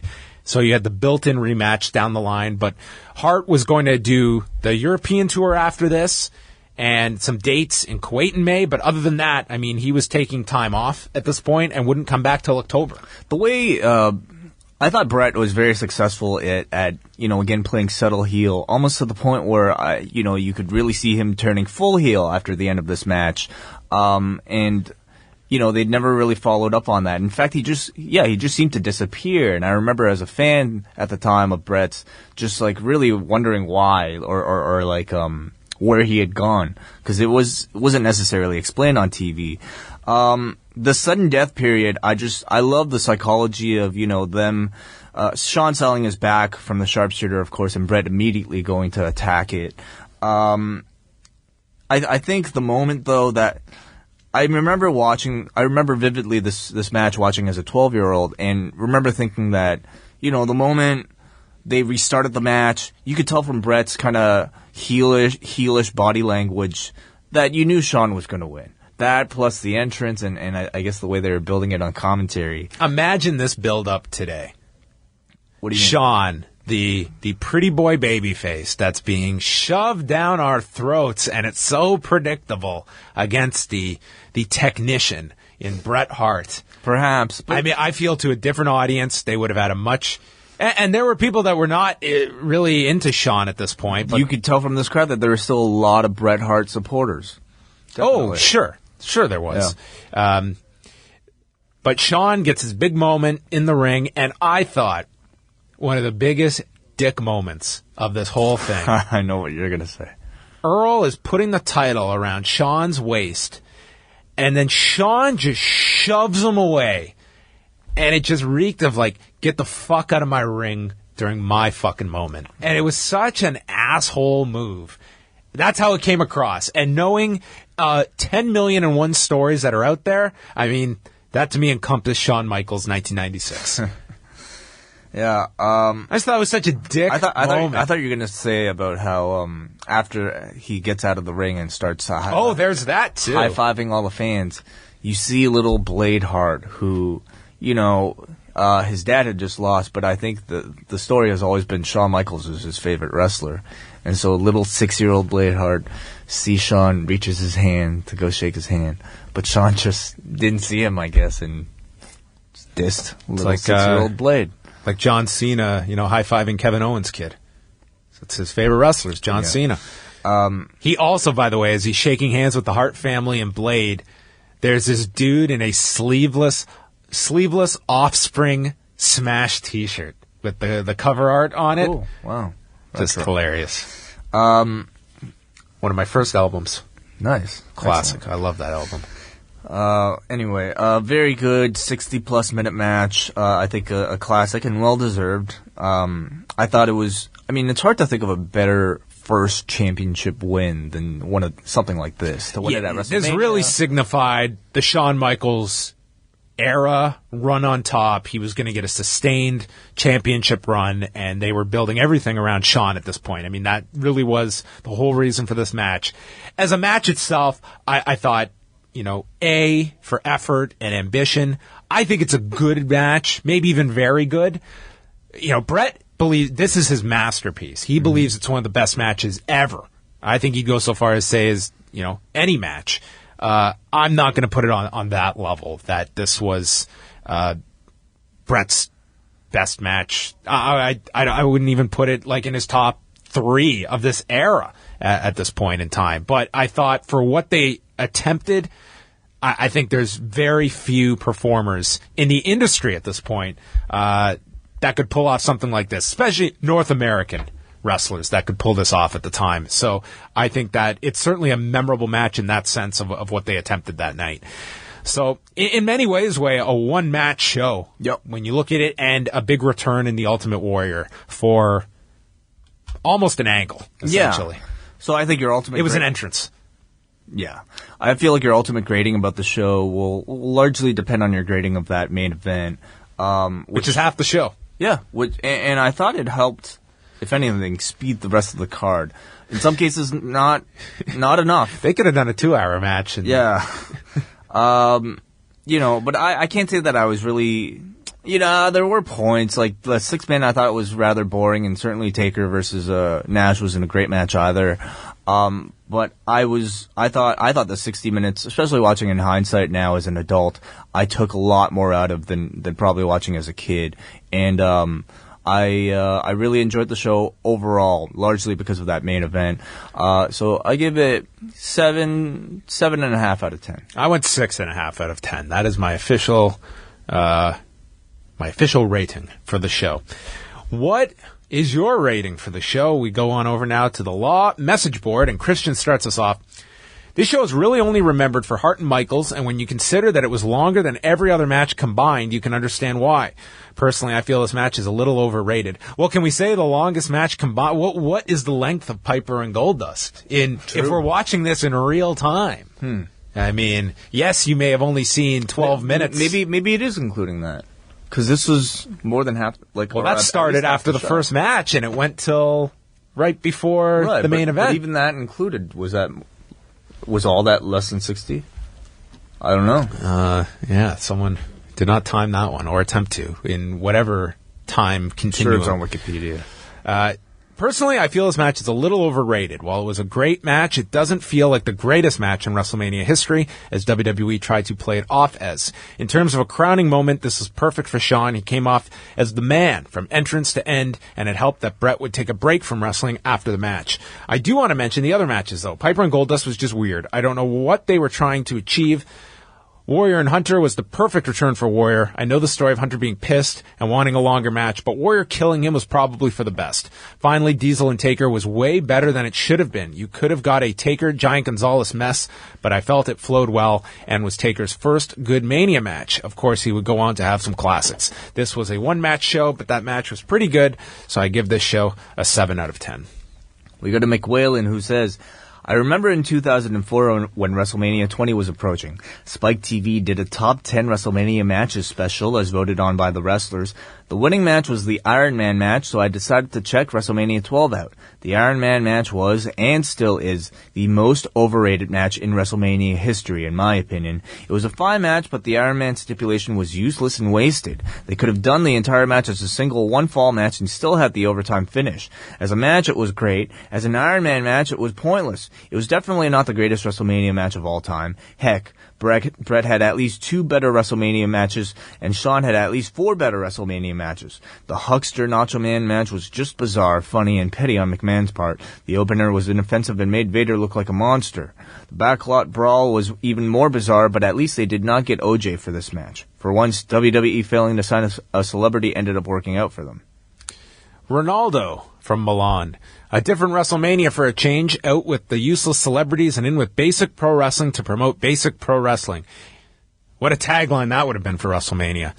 You cannot buy nor create the kind of chemistry that Michaels and Bret had. Say what you want about professionalism and etiquette, but when you watch two guys who absolutely want to be the best, great stuff happens, as was the case with this match. The only gripe I have is that they never had that infamous WrestleMania 13 rematch, with Michaels supposedly denied us due to him having to job. Great match. Rest of the card was pure 90s WWF and nothing too fancy that the main event couldn't follow. Goldust Piper was fun, and if you think of only 2 years before this, Dustin was doing the bland natural gimmick in WCW, you get why he's one of the greatest performers of the 90s.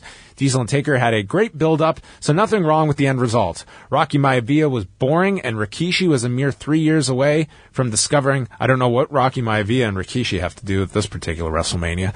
I think he's confusing that with their match the following year. Warrior and Triple H was a nice inside joke. Nice Mania, lots of memories. I miss those days of great epic matches with months, if not years, of build-up. We go to Matt in suburban Detroit, who wants to know if there's a rumor if there's any truth to the rumor that Nash was supposed to beat Taker pre-giving his notice on this show. Well, we discussed it before that I feel that if he wasn't leaving, he definitely would have won this match. It made no sense to beat this guy when you had that plan for the April pay-per-view. And yeah, as I said, I think you could have made the argument, whether he was staying or not, that he could have won this match to set up the bigger job the following month, and Taker could get his win back after that, and Diesel still does his 2 jobs on the way out, but you also heat him up for the title match, which was going to headline your pay-per-view, on a month where you also didn't have Bret coming back, so you did need something noteworthy. Ryan from Las Vegas. The nostalgia runs high for me on this one. A new to the company Steve Austin, Sable, and Mark Merrow. Hunter losing to Warrior. It was a great show because of all that nostalgia. A true time capsule of legends mixing with new guys. The legends with the company relegated to holding a microphone, doing commentary, holding a prop while someone wrestles, hiding in 6-man tags or 2-minute squashes. And then there was the Hollywood Backlot Brawl and the O.J. Simpson tie-in. It's the only show I've seen on the network that had sexual content, I assume for the innuendos with Goldust. I miss Vince's enthusiasm calling matches. He's always at a 10. Even the King is half yelling. The only downside for the show, in my opinion, is that WrestleMania doesn't feel like WrestleMania without being in an open-air arena. We go to Patrick Donahue. Hey guys, I remember this show like it was yesterday. I was a huge Bret Hart fan and still am, and argued with all my friends that day that Bret would not lose. I was too dumb, though, to see the writing on the wall that Shawn was being built as the new face of the company. His entrance alone would have been a clear sign he would win. The Backlot Brawl was fantastic. I really loved this brawl as a kid and still do till this day. Piper did a whole podcast breakdown of this match, and definitely it's worth a listen. I remember my mom walking in and seeing Goldust in women's lingerie and just confused at what the hell she was watching. Warrior versus Triple H was great. I remember not believing the Warrior was actually going to be there, and if this was all a joke. It was not though, and I was entertained by that squash match. Diesel versus Taker was not a bad match, and probably the Undertaker's first high-profile WrestleMania opponent. Shawn versus Bret, what can I say? One of the top 5 wrestling matches of all time. All right, we continue on with Peter from Toronto. I enjoyed the main event, but I do agree it was slow at times. The last 20 minutes of the match were pretty awesome, but at the time, being a Hart mark, I hated the fact he didn't lose, so why the need for overtime? Well, that was the whole point of the finish, to leave that. Good match from both. Austin and Vega had a good mid-card feud at the time that I enjoyed. Undertaker and Diesel may have been the best big man match in WWF history at the time, since big men were known as horrible workers in the ring. These two brought it. Merrow was brought in as such a big star with that backstage segment. Too bad he flopped. Hunter getting destroyed is still a thing of legends. Goldust versus Piper was actually quite well remembered from the people I knew, who still reference that match to this day. Too bad Mankind didn't have a match and Vader didn't have a singles match. Would have helped the work rate of the show. People may dog this show, but I enjoyed it. 8 super socks out of 10. We got a Jonas in Hamilton.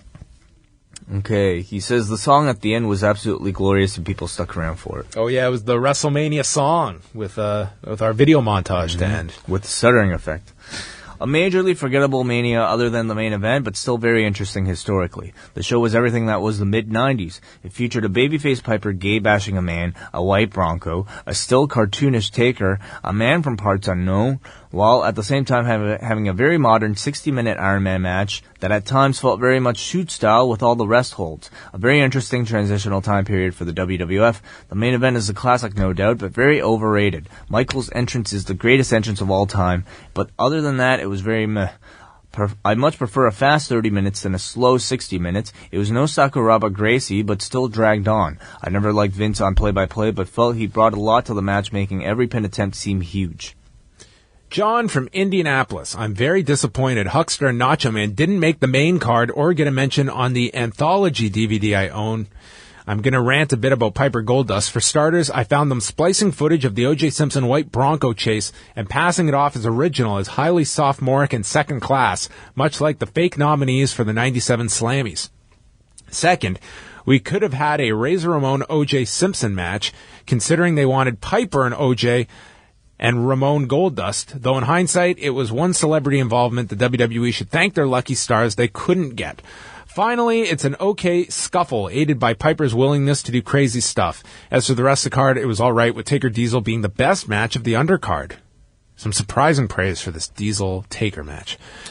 Then the main event. I've always found the Ironman match, much like Bret Owen at SummerSlam 94, to be overrated due to the fact that while they had chemistry, they lacked drama. It's funny in hindsight that Michaels had this grandiose entrance while Bret's was generic. I'm looking forward to reading Titan Shattered to see how 1996 WWF was and just how little Michaels actually aided the company. I hope you guys do the 96 Rumble next year so you can dissect that phase of Michaels' ascension, as well as my personal morbid fascination with the squat team. 6 out of 10 boyhood dreams. Chris in Ottawa. I had a copy of Mania 12 on VHS, but I only ever watched the Ironman match and then watched it again and again. I was convinced that this was the absolute peak of the art form, and I'm not sure my opinion has changed that much since it first happened. It really holds up well. I love seeing the back of Stu's head throughout this. I don't know if I'm alone on that one, but it's true. 10 out of 10 to Vince for letting this happen. And final one from Waco Will in New York City. How bad was the babyface side of the roster in 1996 that your opening tag trio was Ahmed Johnson, Jake Roberts, and Yokozuna? Worse yet, a 650-pound Yokozuna was the workhorse of the team. I thought outside of Yoko and Owen that the tag match was horrendous. The Goldust-Piper street fight was actually pretty good for what it was, but the physicality of Piper's strikes screamed gay bashing too loudly for me to truly enjoy it. Furthermore, the silliness of the OJ footage was on par with the Nacho Man Hukster match, garbage comedy that had no business on the company's annual flagship show. It was fun to see Stone Cold 1.0 against Savio Vega with some good heel managing out of DiBiase. Savio was a solid opponent for Austin, and the two ended up having a good strap match a couple of months later.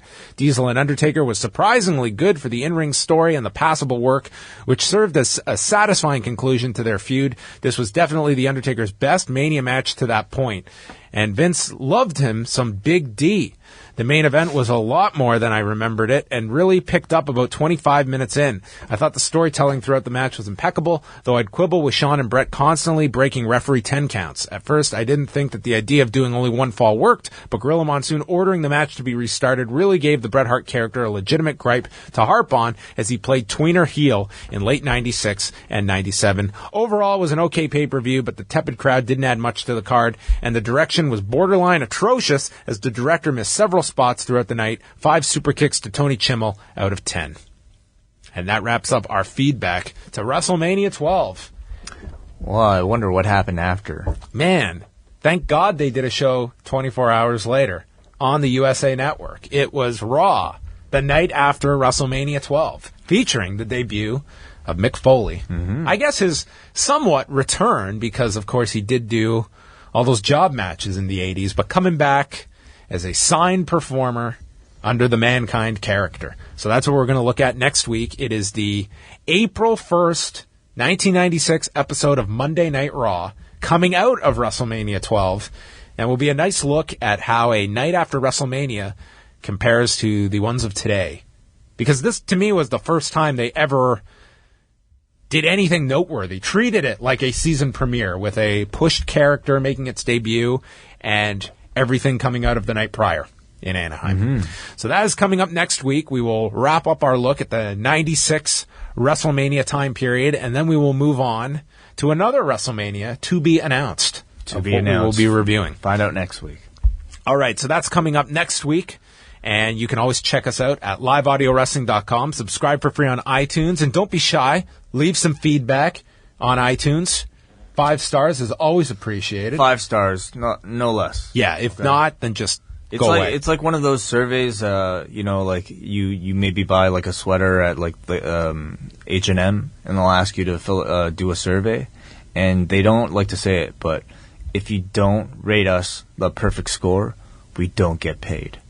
So that's the case here. We'll starve to death if you don't give us a 5-star rating, so only 5-star ratings. That's it. And of course, our YouTube channel is youtube.com/liveaudiowrestling. Go subscribe. You can get all of our videos. Every Friday, we drop a new edition of Ask Away, where we take your questions, which people can submit at lawradio.proboards.com. And you can pile up the questions, and we're going to get to yours eventually. Yeah, or maybe we'll just if all the other questions aren't very good, we'll probably get to yours. Especially ones we've answered many times. Yeah. We kind of skip those ones. So be creative and ask us whatever you would like. Wrestling or non-wrestling. Yeah, we appreciate it all. So there you go. That is going to wrap up this edition of Review-A-WAI. And taking us out is...